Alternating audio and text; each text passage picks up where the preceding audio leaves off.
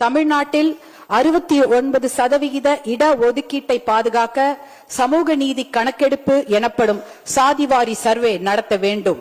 அதன் அடிப்படையில் அனைத்து சமூகங்களுக்கும் விகிதாச்சார பிரதிநிதித்துவம் அளிக்கப்பட வேண்டும்.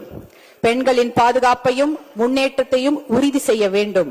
முழு மதுவிலக்கு மற்றும் போதைப் பொருட்களை முற்றிலுமாக ஒழிக்க வேண்டும். சட்டப்பேரவை தேர்தலுக்கு முன்பாக வெளியிட்ட தேர்தல் அறிக்கையில் பாட்டாளி மக்கள் கட்சியின் கொள்கைகள், நோக்கங்கள் ஆகியவற்றுக்கு ஒத்துப்போகும் வகையில்தான் வாக்குறுதிகளை வழங்கியது.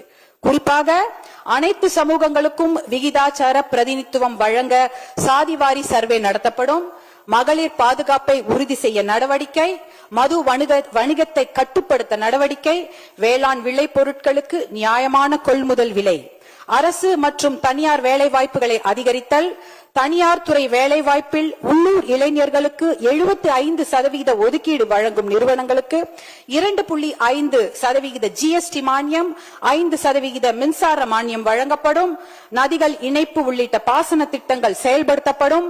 சுற்றுச்சூழலை பாதுகாக்கவும் மணல் கொள்ளையை தடுக்கவும் நடவடிக்கை எடுக்கப்படும் என்று தமிழகத்தின் ஆளுங்கட்சியும் வாக்குறுதிகளை அளித்திருக்கிறது.